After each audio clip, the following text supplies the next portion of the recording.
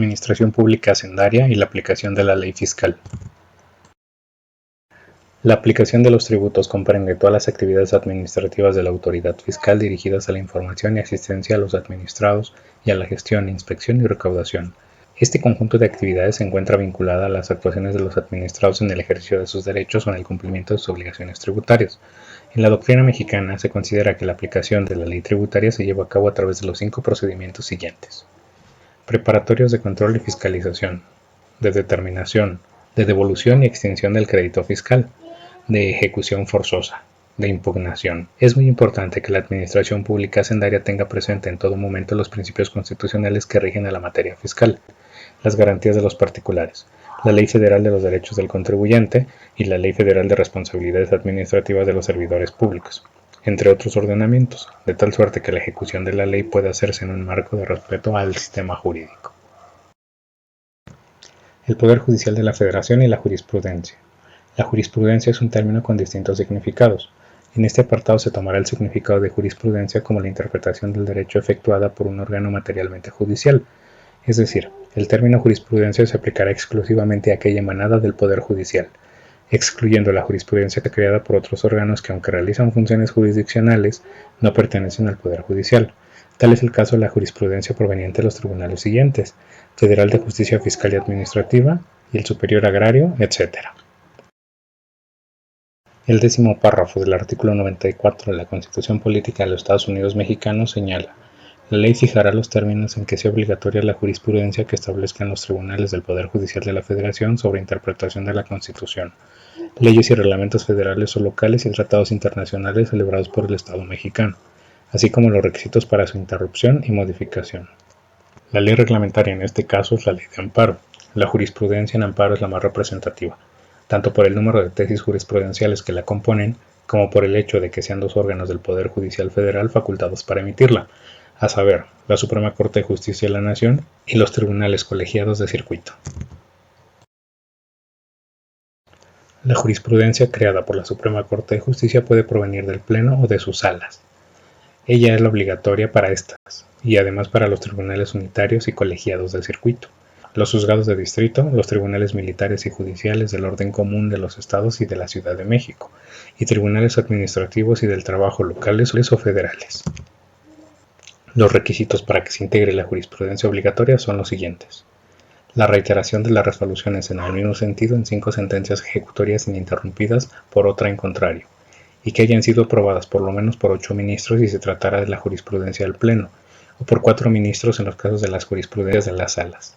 También constituyen jurisprudencia las resoluciones que diluciden las contradicciones de tesis, de salas y de tribunales colegiados.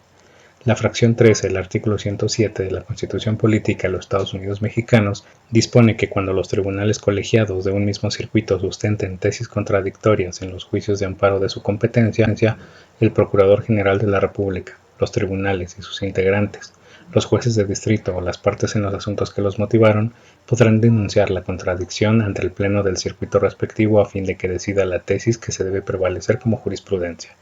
Cuando los plenos de circuito de distintos circuitos, los plenos de circuito en materia especializada de un mismo circuito, o los tribunales colegiados de un mismo circuito con diferente especialización, sustenten tesis contradictorias a resolver, las contradicciones o los asuntos de su competencia, los ministros de la Suprema Corte de Justicia de la Nación, los mismos plenos de circuito y los órganos citados en el párrafo anterior, podrán denunciar la contradicción ante la Suprema Corte de Justicia de la Nación para que el pleno o la sala respectiva decida la tesis que deberá prevalecer.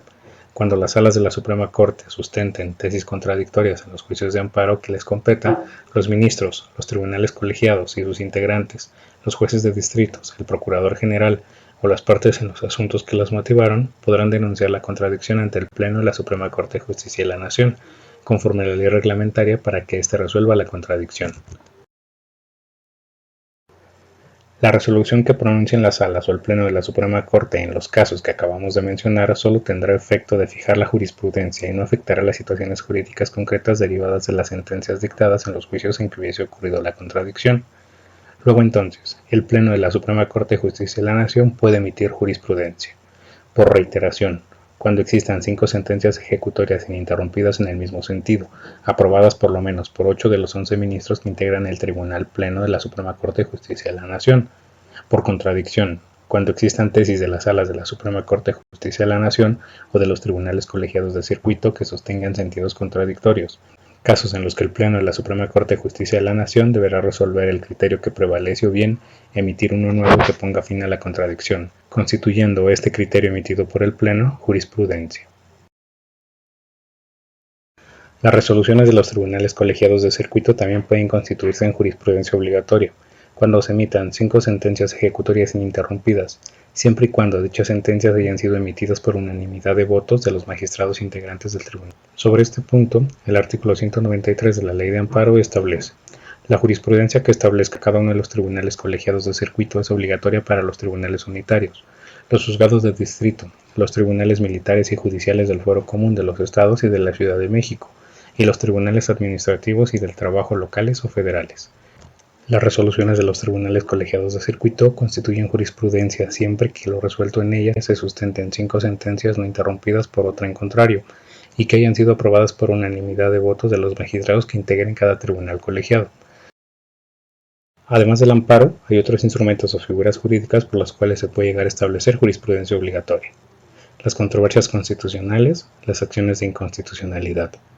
Ambas figuras encuentran su asiento constitucional en el artículo 105, fracciones 1 y 2.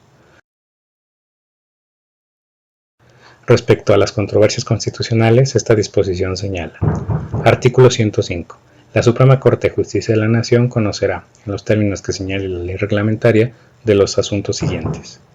Primero, de las controversias constitucionales que, con excepción de las que se refieren a la materia electoral y a lo establecido en el artículo 46 de esta Constitución, se susciten entre: a. la Federación y un Estado o la Ciudad de México; b.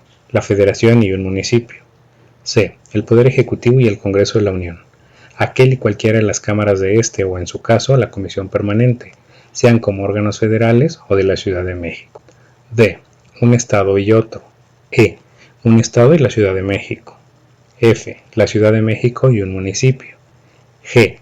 dos municipios de diversos estados; h. dos poderes de un mismo estado, sobre la constitucionalidad de sus actos o disposiciones generales; i. un estado y uno de sus municipios, sobre la constitución de sus actos o disposiciones generales; j. un estado y un municipio de otro estado, sobre la constitucionalidad de sus actos o disposiciones generales; y k. dos órganos de gobierno de la Ciudad de México, sobre la constitucionalidad de sus actos o disposiciones generales, siempre que las controversias versen sobre disposiciones generales de los estados o de los municipios impugnadas por la Federación, de los municipios impugnadas por los estados, o de los casos a que se refieren los incisos c, h y k anteriores, y la resolución de la Suprema Corte de la Justicia declara inválidas. Dicha resolución tendrá efectos generales cuando hubiera sido aprobada por una mayoría de por lo menos 8 votos.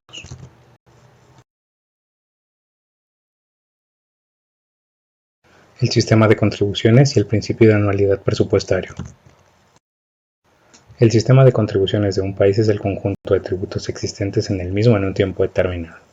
México, al constituirse como un Estado federal, cuenta con 3 niveles de gobierno: federal, estatal y municipal, por lo que el sistema de contribuciones se integra con contribuciones federales, estatales y municipales. La actividad financiera es la actividad que el Estado desarrolla al efecto de procurarse los medios necesarios para los gastos públicos para la satisfacción de sus propios fines. Dentro de la actividad financiera del Estado destaca la planeación presupuestaria y su principal instrumento, el presupuesto público, que comprende los ingresos y egresos. Es el instrumento por medio del cual el Estado influye en la economía materializando los planes para un periodo determinado. La actividad presupuestaria en México se encuentra regulada constitucionalmente y se divide en 2 aspectos: el ingreso y el egreso. En lo que se refiere al ingreso, se establece la recaudación prevista para el ejercicio fiscal correspondiente y, en lo concerniente al egreso, se describen las erogaciones que realizará el Estado dentro del mismo año para su propio sostenimiento. De conformidad a la Constitución Política de los Estados Unidos Mexicanos, anualmente durante el periodo ordinario de sesiones, la Cámara de Diputados debe examinar, discutir y aprobar el presupuesto de egresos de la Federación, artículo 74, fracción 4, previa imposición de contribuciones necesarias para cubrir que realice el Congreso de la Unión, artículo 73, fracción 7. El presupuesto de egresos tiene vigencia anual, porque el ejercicio fiscal, por razones de política tributaria, comprende el periodo de un año. La disposición contenida en el artículo 74, fracción 4 constitucional, representa un esfuerzo en materia de planeación del gasto público. Implica la programación de actividades y cumplimiento de programas, al menos durante ese corto plazo de un año. En México, los ingresos que percibe el Estado en un ejercicio fiscal se establecen en un documento legal denominado Ley de Ingresos. Es ahí donde se detallan las contribuciones y demás ingresos que va a obtener el Estado a lo largo del periodo.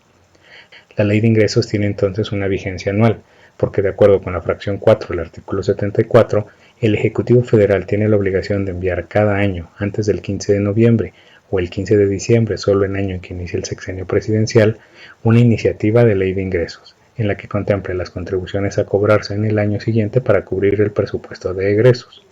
Sin lugar a dudas, el estudio y la discusión y aprobación de la Ley de Ingresos es una de las tareas más importantes del Congreso, ya que de este modo diseña el sistema de contribuciones. La materia de las contribuciones. La materia imponible es el elemento económico sobre el que se asienta la contribución y en el que directa o indirectamente tiene su origen. Dicho elemento es variable, puede tratarse de un bien mueble o inmueble, tangible o intangible.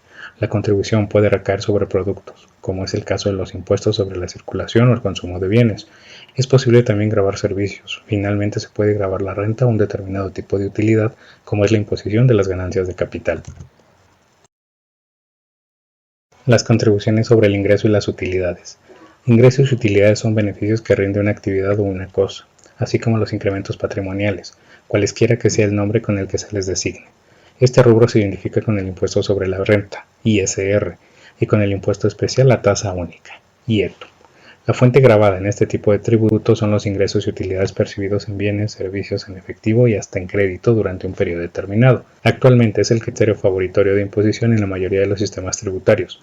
Se le señalan como aspectos favorables que el hecho imponible es más fácil de determinar que en otro tipo de contribuciones, que la capacidad contributiva puede ser mejor apreciada y que se pueden establecer tasas progresivas que hacen más justos este tipo de contribuciones. Las contribuciones sobre los bienes. Los bienes pueden definirse como todo lo que es susceptible de ser objeto de apropiación, o son cosas o derechos capaces de producir beneficios de carácter patrimonial. Existen diversas clasificaciones de los bienes, pero para efectos fiscales son importantes las siguientes. Bienes de capital son aquellos destinados a continuar el proceso de producción, incrementando el patrimonio financiero o material. Generalmente se refiere al activo fijo. Bienes inmuebles son aquellos que no se pueden trasladar de un lugar a otro sin alterar su forma o sustancia. Pueden ser inmuebles por su naturaleza o solo por disposición legal. Bienes muebles son las mercancías susceptibles de ser trasladadas de un lugar a otro sin alterar ni su forma ni su esencia. Las contribuciones al gasto. Por gasto se comprende la adquisición de bienes y servicios, de aquí que se identifique con el consumo. Las contribuciones por el gasto comprenden principalmente los impuestos indirectos sobre la circulación y el consumo. Desde que fue formulado por John Stuart Mill, se ha considerado que el mejor criterio para una distribución equitativa de las cargas públicas es el gasto personal. Solo al gastar un individuo, dice Nicholas Calder, es cuando éste impone una carga al resto de la comunidad para conseguir sus propios fines. Se aduce en favor de este criterio que el gasto personal determina la capacidad de pago de un sujeto. Comercio exterior. El comercio exterior es la actividad consistente en el intercambio de bienes y servicios entre diferentes países e incluye la importación y la exportación. La importación, a su vez, es la operación de comercio en la que el producto o servicio de origen y procedencia extranjera se introduce al territorio nacional a través de los procedimientos legales correspondientes. La exportación consiste en la salida de mercancías o servicios del territorio nacional a territorio extranjero. Las contribuciones que gravan este tipo de materia imponible son los impuestos generales de importación y exportación, determinados de acuerdo a las tarifas de la Ley de Impuestos Generales de Importación y Exportación. Consumo. El consumo es el acto de compra de un bien o servicio para cubrir una necesidad. En economía, es el uso de los bienes creados mediante la producción. Los economistas suelen considerar que el consumo es el objetivo final que motiva la producción. Se distingue entre el consumo de bienes de capital, que sirve para producir a otros bienes, y el consumo no productivo, resultante de la decisión de un sujeto de adquirir bienes o servicios para satisfacer una necesidad. Como ejemplo de contribuciones cuya materia imponible es el consumo, se puede citar al impuesto al valor agregado, IVA, y el impuesto especial sobre producción y servicios, IEPS. El IEPS, de acuerdo con la Ley de Ingresos de la Federación, se aplica a los actos de compraventa de A. Gasolina y diésel, B. Bebidas alcohólicas, C. Cervezas y bebidas refrescantes y D. Tabacos labrados.